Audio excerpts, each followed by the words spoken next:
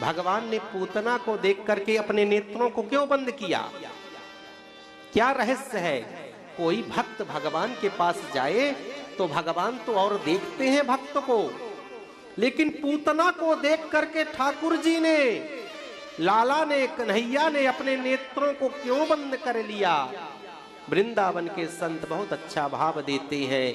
भगवान कहते हैं कि मैं आडंबर को, मैं दिखावे को, मैं अभिमान को, मैं छुपाव को, मैं कटुता को स्वीकार नहीं करता।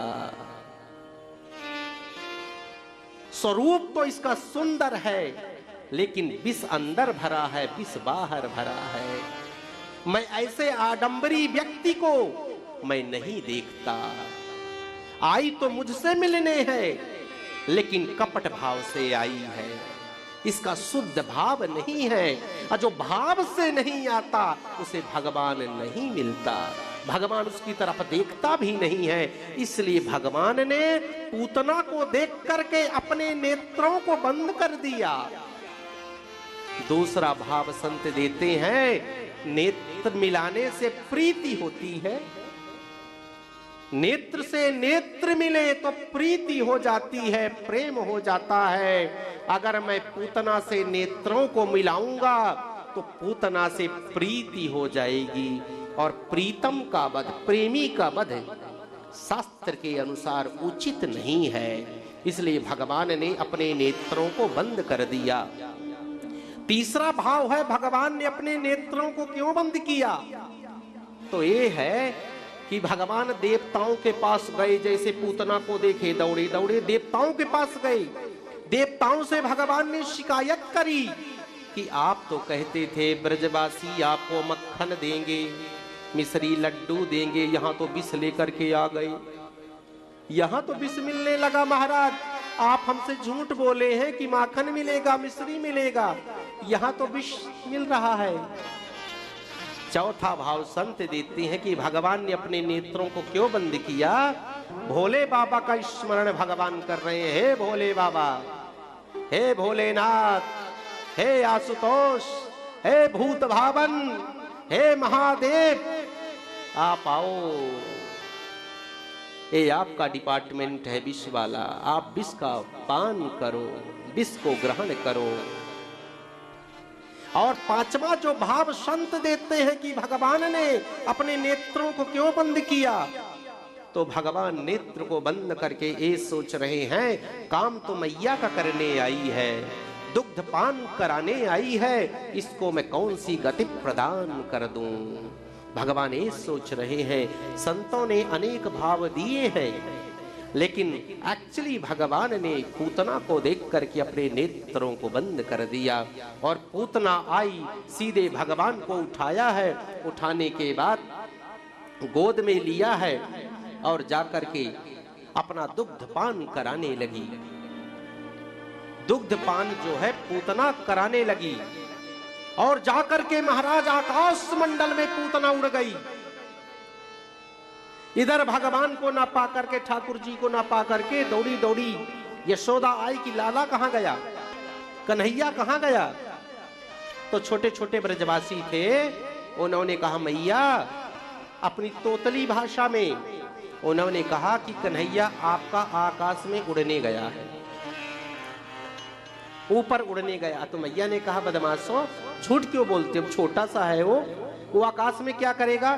बोले आप मानो ना मानो, हमने लाला को देखा है उड़ते हुए एक मैया के साथ। तो यशोदा जी ने विश्वास नहीं किया, जाकर के ले गई। भगवान दुग्ध पान करने लगे पूतना का, और दुग्ध पान के साथ भगवान प्राणों को भी खींचने लगे। पूतना को कष्ट हुआ, दर्द हुआ, चिल्लाने लगी, तड़पने लगी, हे कन्हैया, हे गोविंद, हे बांके बिहारी, हे लाला, छोड़ दे छोड़ दे छोड़ दे। भगवान ने कहा क्या हुआ मौसी, अभी तो बहुत दुग्ध पान करा रहे थे, अब क्यों छोड़ दे छोड़ दे। भगवान ने कहा मौसी कथा नहीं सुने हो तुम, हम एक बार पकड़ते नहीं, हम जीवन में पकड़ते नहीं, अगर किसी को पकड़ लें एक बार तो छोड़ते नहीं। अब छोड़ लिए हैं तो मुक्त करके ही छोड़ेंगे, पकड़ लिए हैं तो। बोले कन्हैया छोड़ दे छोड़ दे, बोले बिल्कुल नहीं छोड़ेंगे। बहुत चिल्लाने लगी, तड़पने लगी। भगवान ने उसके प्राणों को खींचना शुरू किया, धीरे धीरे अपने असली रूप में आ गई। समुंच मुंचालमिति प्रभासणी निष्पीड्यमानाखिल जीव मर्मणि निवित्र नेत्रे चरणौ भुजौ मुहुः प्रसवित्र गात्रा क्षिपतिरुरोदः समुंच मुंचालमिति प्रभाषिणी। हे कन्हैया छोड़ दे।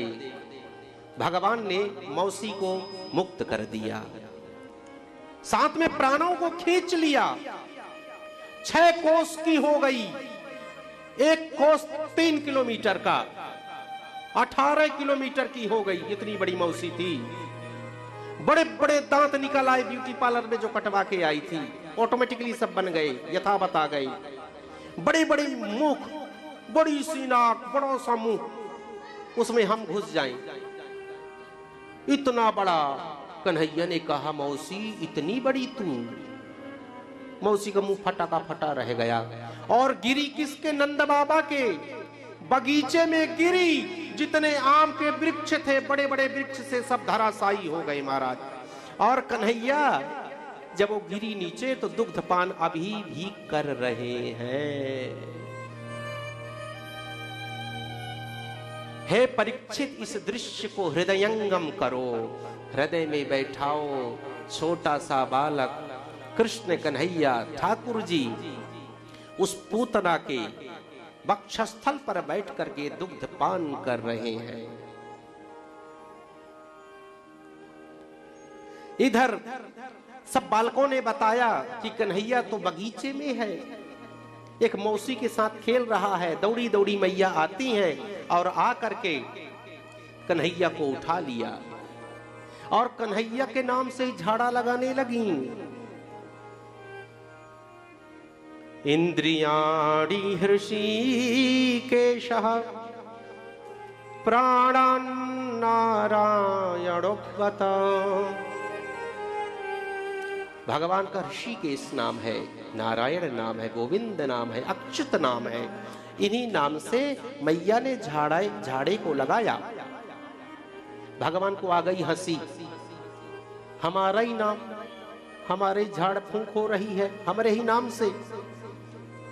कोई बात नहीं, ये वात्सल्य है, मां का प्रेम है। आज जो है नंद बाबा आई, देखिए नंद बाबा को यकीन हो गया कि वसुदेव जी सही कहते थे कि कुछ न कुछ कंस उत्पात करेगा। और जब इस पूतना को टुकड़े करके जलाया गया तो पता है जैसे हवन करते हो ना, वैसी खुशबू निकली। सभी ने कहा कि ये तो पापनी थी, ये राक्षसी थी, इसको जलाने से इतनी अच्छी खुशबू। लेकिन कोई अगरबत्ती लगा दिया हो, कोई धूप लगा दिया हो, इस हिसाब से इतनी सुंदर खुशबू कैसे सुगंधित हो सकती है पूतना। तो एक संत कहते हैं जिसे भगवान छू दे, जिसे भगवान देख दे, जिसका दुग्ध पान कर ले, वह सुगंधित हो जाता है, वह महक जाता है, वह महका देता है दुनिया को। तो भगवान ने तो छू दिया था, दुग्ध पान किया था महाराज।